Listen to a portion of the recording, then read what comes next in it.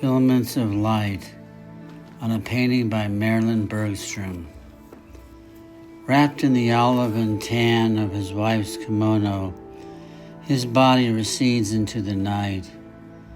Before her stands his spirit, glowing, alive, wound with light. Though she can see him, she cannot reach him, which angers her.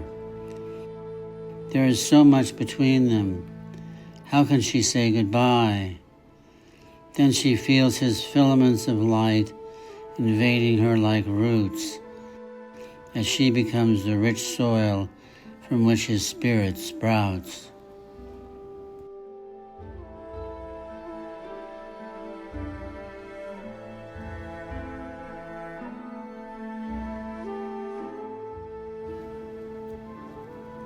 On a painting by Susan Bethke.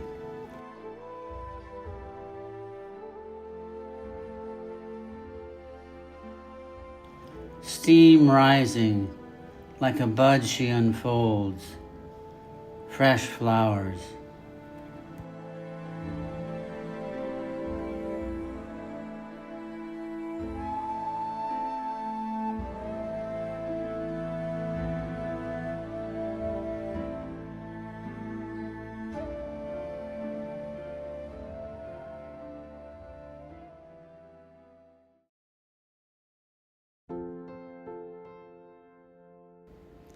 Straight Edge on a painting by Campbell. Your enigmatic painting is complete, my daughter said. I'll hang it in my room. It shows an unformed spirit in retreat through darkening thunderheads of gloom. Why grieve, mother, when spring is in the air?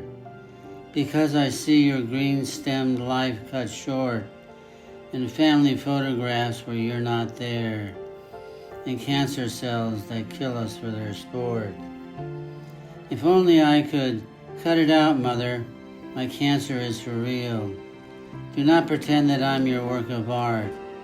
I'd rather that you'd cry bloody hell until the end.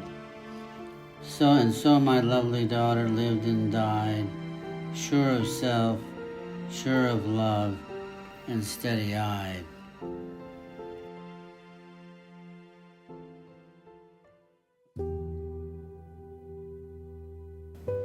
I Lost My Gallery on a painting by Nancy Hammer. Look at me. Tell me what you see.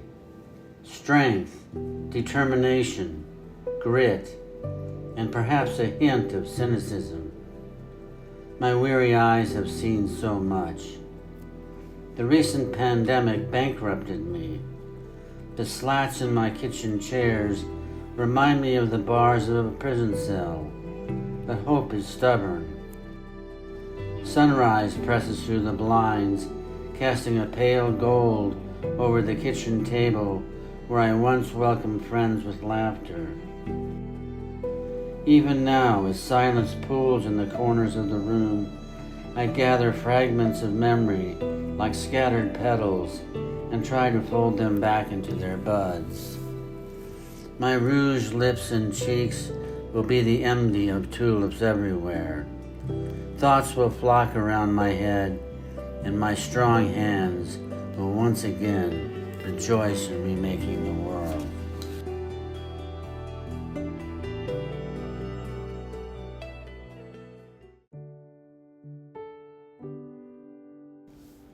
Heart-To-Heart on a painting by Rosalind Lee.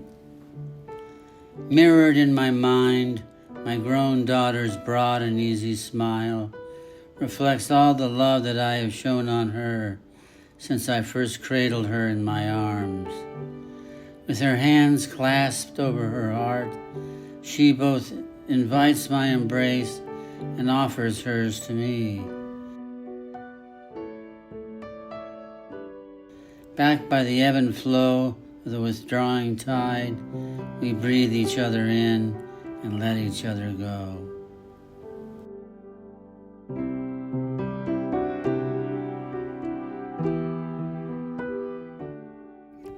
Seduction on a painting by Jill Lyndon. Eve, sweet Eve, was the life of the party. Her necklace of pearls glowed on her skin. She caught the eye of that sly snake Marty, who connected her dots and made her head spin.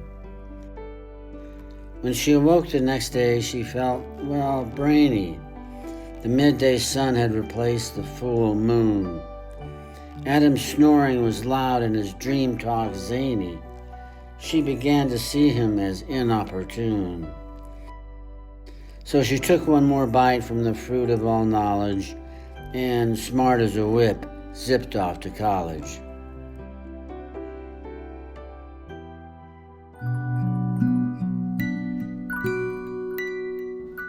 Birthright, on a painting by Toni Merrick. My daughter poses on the family couch, astride a golden tome of poetry. Repeatedly, I ask her not to slouch. That's not how angels spend eternity. Now Grandma takes the reins. Brava, brava. Soon enough you'll scrap that terry gown and, with only minor melodrama, join the lovers orbiting the town a la Chagall. And I'll be the glimmer in your eyes and the diamonds in your hair, but only for a spell. Ever dimmer grows the dawn, and night is everywhere. On the wings of poetry you'll fly alone. The steed you ride will be your very own.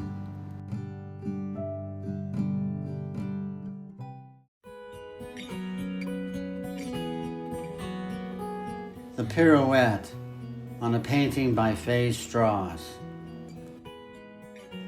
From the shadow stallion tossing its head just below the floorboards of her awareness, her slippered feet prepare to leap. In a flash, her loosely hanging shift becomes incandescent. As surging energy envelops and whirls around her, she throws back her head, her eyes shut. Dangling from her neck is a locket, a keepsake that she clasps close to her heart. Directly across from her, a small window of memory tunnels into a dance studio, where a ballet bar reminds her of all the hours she has spent mastering incomparable leaps into light.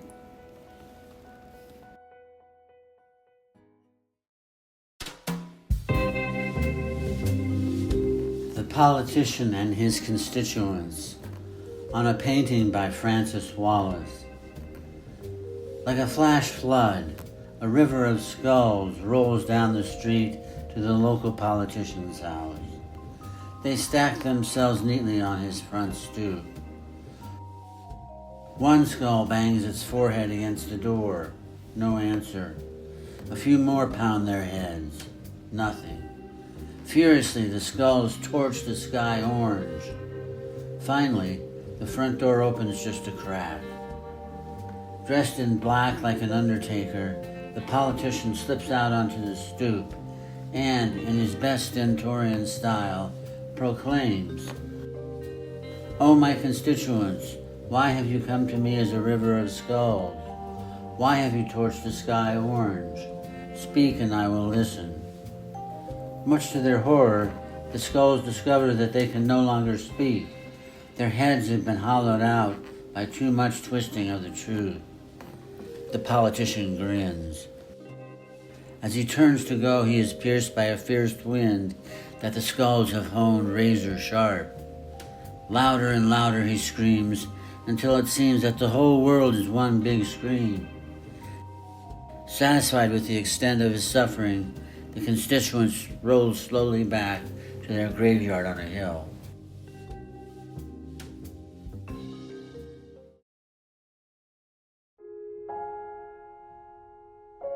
Symphony and Collage, on a painting by the Murano Art Group.